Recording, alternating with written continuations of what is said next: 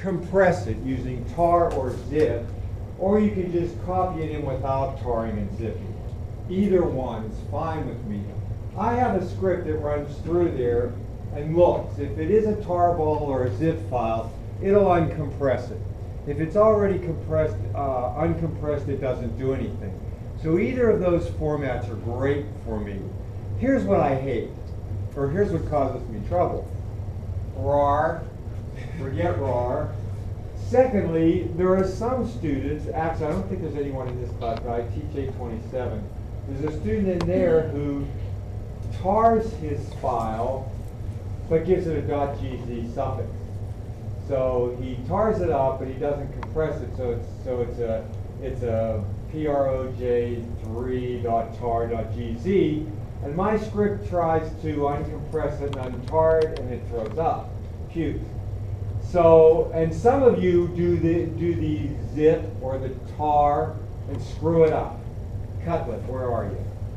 Chris Cutlet. Okay, he's one of them. Okay, where you'll tar and zip it, and either one thing is in there, or two things, or nothing, or some didn't get anything in. So work on that. But anyway, if you tar it or zip it wrong or whatever, it just causes me problems. That's okay. I mean, everybody, there are many individuals in here, and so I just go to your directory and do it manually, which takes a few seconds. So. In other words, what I'm saying is, yes, go ahead, you talk. Do you prefer things to exist like in a top-level directory in the tar, or is it okay to have like... It's okay to have subdirectories. I think a subdirectory for a project... I guess I meant like, for me, it might be, Blankenship Project 3 and then everything under that. Yeah, I loved yours. I would have chosen yours. Yeah. Just so you don't go 7 deep. Well, I just want... I mean, some people have Project 2 as a directory, then under there they have Project 2A, then under there they have Project 2B, and then under there, I'm just like chasing down these links, and then under there they have Project 2 Final, and then they'll have, and then I love it, then under there they'll have 3 different Project 3. Pick one, So. I'm thinking from the standpoint of when you unpart it, if I had a top-level directory, we put my stuff in there, not clutter up whatever directory you want. It doesn't bother me. It doesn't bother me. Yeah. What about the location of the README? I'll find it wherever it is. You can put it wherever you want. I forget your first name. Mike? I want to talk about Mike. Mike held fourth last class that his project his approach was best. I like that, by the way. I might have ridiculed him a little. I just tend to do that. But I like it that you think that and you stuck to that. And I'm going to talk about that soon, okay? Because I think that's important. In fact, the topic I want to talk about is how to do better in 870. And that's what I'm talking about. So let me come back to it. But it reminded me of something else. Don't be afraid to tell me. I mean, for example, I've been doing these soft links, and they don't work for you, do they? I know, well, why didn't you tell me? Here I'm thinking, oh, I'll make these nice little soft links for them so they can find. But since your name's not Malloy, thank God, I guess, they don't work for you, do they? Do they, Paul? They do work. They do work, Paul. They're telling me they do work. So they do work or they don't work? How many say those soft links do work? They do and they don't. What they do and they don't? They do on the lab machines. When I SV into my local machine, they don't work. Oh, they do on the lab machines. Okay. All right, I'll keep doing it. But tell me if something's not working. All right, so, and also in your README, I look in your README, and then in there I want you to put your Clemson email because that's how I find the directory. So that I have a script, of course, because there are a billion of you. So I have a script that runs through all of the projects and sends the README to a printer. So give me an ASCII README, not an RTF or anything like that. Right? Make it be an ASCII README, and because my script is going to then try to send it to the printer. Now, then I get the README, And I go through the readmes and I read them, and that's how I find out what you did and how everything's good. That's why I'm going to pick on Paul first, because I read his readme. And I go through and I look at the readmes and I put comments on them. I know you don't know that. I promised to have your projects graded by Tuesday. I did 827 instead, because I was 2 behind, yes. So I'll have those for you by Tuesday. And then I look at the email to find your directory. Now, if you put your Gmail address might be jack@gmail, but your Clemson might be XYZ. You think I'm kidding? XXXY, Xiaolin, you know, Z Zhang. And I can't jive those up. So when you put your readme in here, when you put your email, put your Clemson email. Also, when you take exams and quizzes, put your last name. Some of you must have 3, 5, 7 names or something. And I look it up by the last name because that's my roster. So put your last name. That's those. Any questions about any of that? Go ahead and ask. Yes, Casey. So the email is the geofence inside there? That'll work. See, when I look at the directories, in other words, we're going to look at your projects soon. Where are they? So, you know, K Coley is what I want you to put. Is that your whatever? And that's your Gmail, g.clemson? Put that in. Well, I'd have known you. I mean, coming Casey Coley, I'd have found you. But I want to be able to then find your directory. So whatever your directory name is what I'm asking. I hope that helps. Yeah, Ryan? Okay, any other questions about that? Okay. I was going to make you read Project 3, and we may do that, but I'd like to spend some time if we get to that. It's out there. The spec is out there. If I don't get to it, and it's likely I won't, please do read it by Tuesday, and we'll read it on Tuesday. Project 3 specifies what you got to do. I'll come back to that in a little bit. Why did I do Cannonball last time? For one thing, I love it. I like playing it. And I can do better, by the way, than I did last time. But anyway, keep it simple. You're starting, yeah, come on in. Come on in. Oh, and close the door. Close the door. What was I going to say? Keep it simple, yeah. Because this is like a 1-semester course. So you don't have time to do a whole lot. That Cannonball game was for 2 days. I think he had some help with the music. He had some help with the music. Now that the door is closed. So keep it simple. Games can be fun to play and addictive. Okay, any questions about anything so far?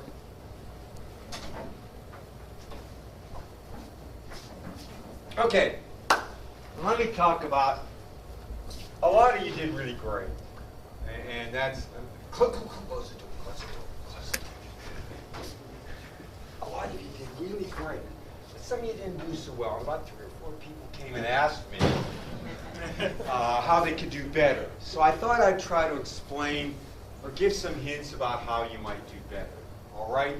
And so I'm going to make an analogy to shooting a bow and arrow. Now why?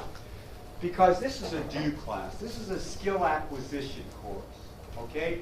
This isn't a course where you go in, the teacher presents a bunch of material, and you memorize it and you throw up on the exam, and it's not like that. I want you to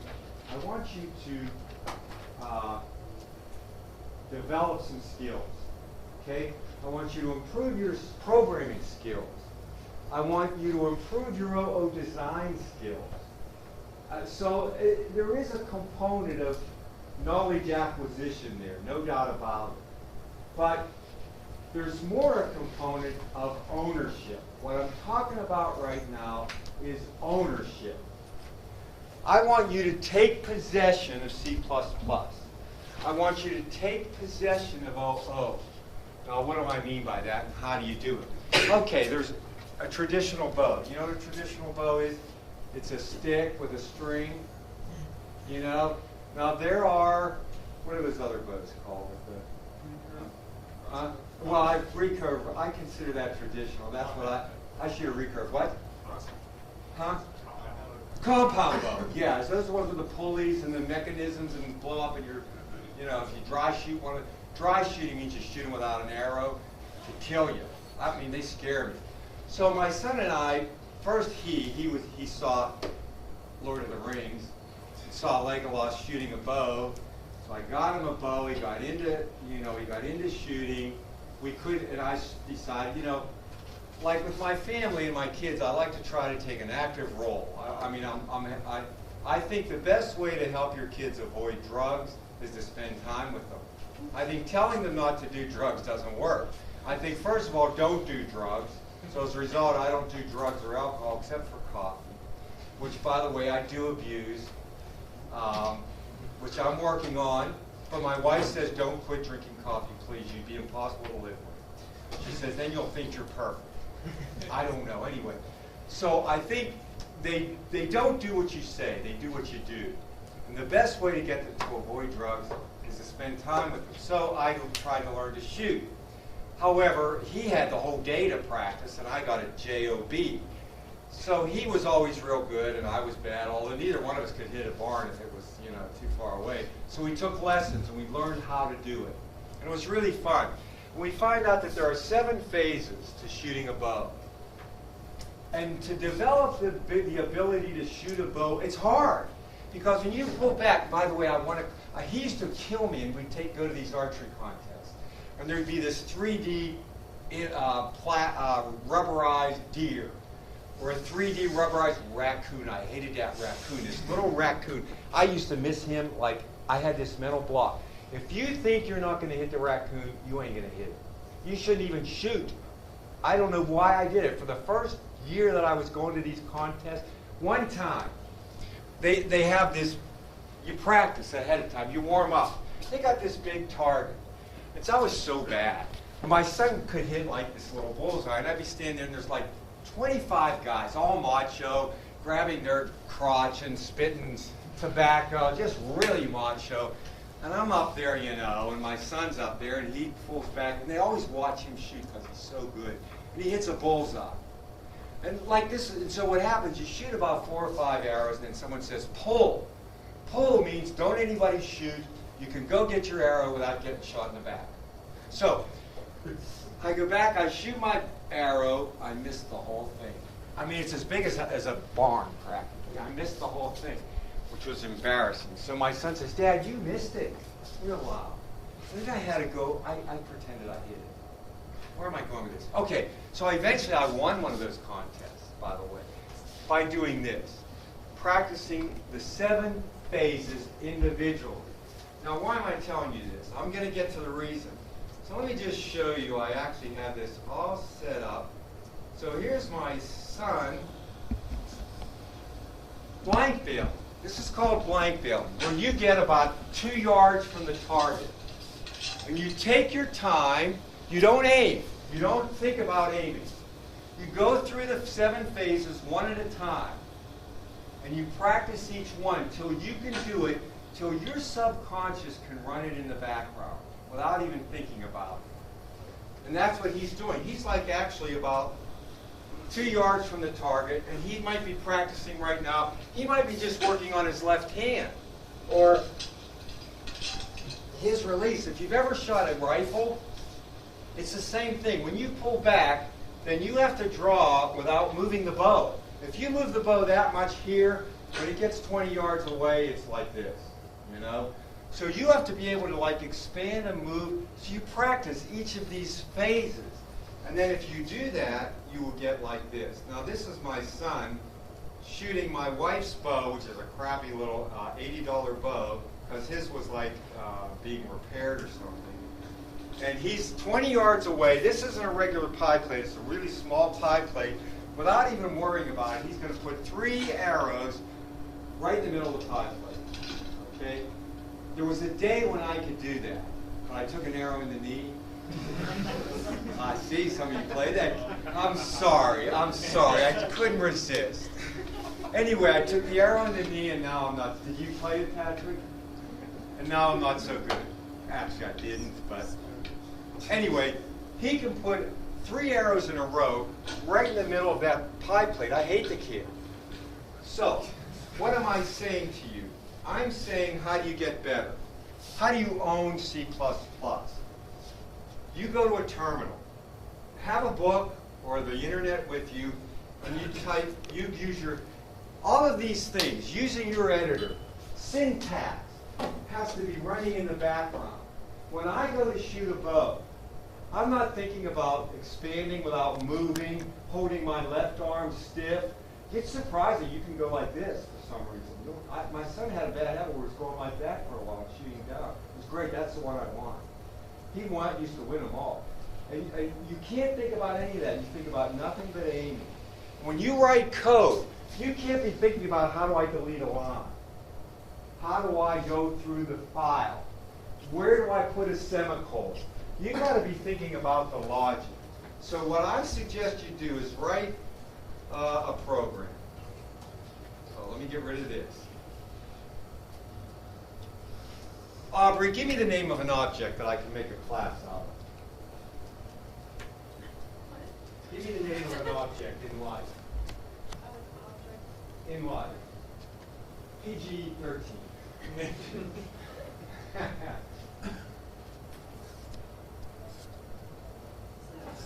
What? A bow? Okay, a bow. I'm going to write class bow. Oh, that's not it. Class bow. Now, by the way, I'm not thinking about where does the semicolon go, where does anything go. And then, I could do this in my sleep. Because I'm smart? No, because I've done it a gazillion times. You know, I've blank, I'm trying to talk.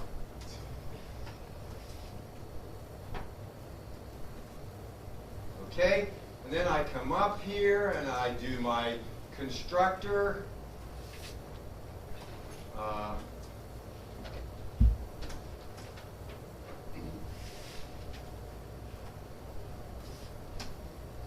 No, now I can write an int. And I'm just gonna, you know, have no problem here, am I? Well, I got you here. And then I'll do this. Oh, what are they? 30. I think mine's about. I don't know. I can't remember. I haven't shot for a while. 35 inches.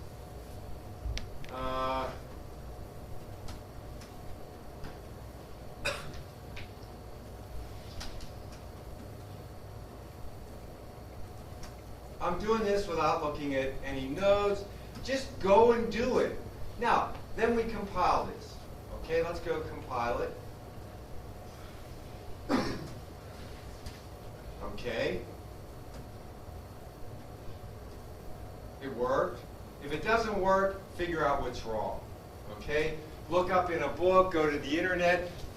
Just keep trying it. Now what? Now maybe I ought to overload the output operator. So let's overload output. And let's keep going. std, : O stream, ampersand, and you don't consult nodes. Operator less than, std, : O stream, ampersand out, sorry, const bow, ampersand b, and be lazy. No, don't be lazy. Now, you see the problem I've created already by cutting and pasting?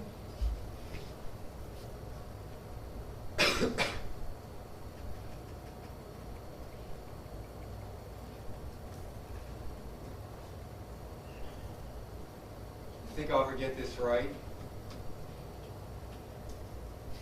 Okay? Think this will work?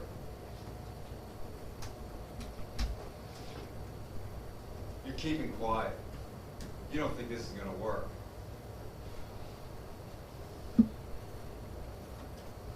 Oh, stop it. Of course it worked. You see? And you do, oh, sorry, and you just do this. You don't, if you have to look at your notes, look at them. Look at your notes until you can do it without looking at your notes. Now you say, well, I don't want my son to have a bow because he'll win. I'm just going to have one bow. I only want one bow, that brat. So what do we do? Now I'm going to make it a singleton. How do I do that? Oh, that sounds pretty hard. I'll use the gang of And I'll just go here and make it do this, and then I'll do this. Did I make a mistake yet?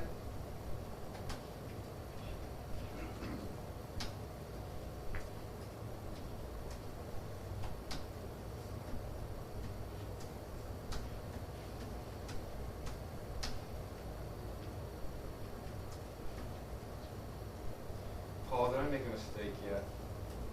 And now we see, will that work? No. It won't? You don't have a default construction. I don't? Do I need one? I don't think I need one, do I? All right, I'll do it. I'll try anything once. I mean, I might as well if I'm going to do that.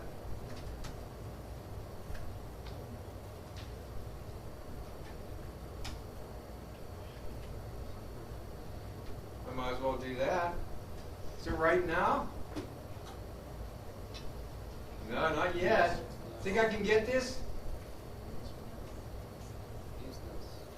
Yes.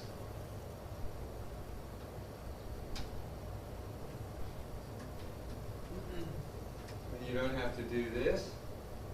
What are the odds of me getting this right?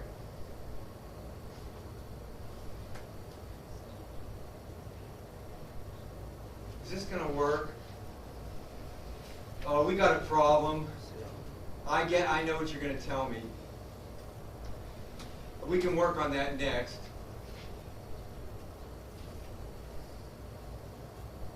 You're right, I do need a default constructor.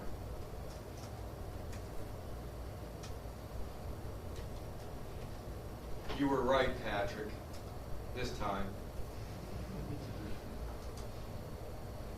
Will that work? Yeah.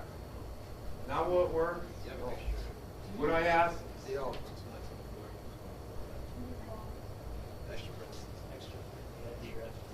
Yeah, I think one will do it. Do you need parentheses at line 6? Do I need a parenthesis on line 6? Or new row? No. No, I can put it if I want. And how do you want me to do the output operator? You want me to dereference it? I can also overload both star. I'll dereference it. Paul wants me to dereference it. I'm going to dereference that. Am I done? Oh, how did that get there? See, when you do it, you won't have these people to help. Am I done? Huh? What's that? Oh, I have a memory leak? Yeah, it's called Flex or Bison or... Oh, I'll delete it here.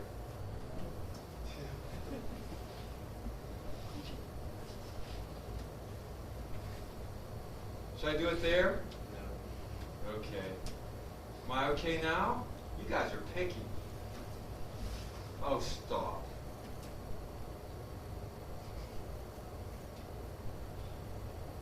There's no closing brace after return. After return, there isn't? Thank you. There still isn't.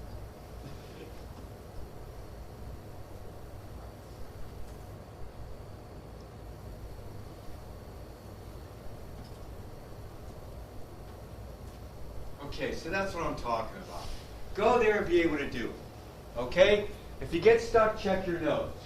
Keep practicing it. Keep line failing it. Do little examples. Make it your own. Take possession of C++.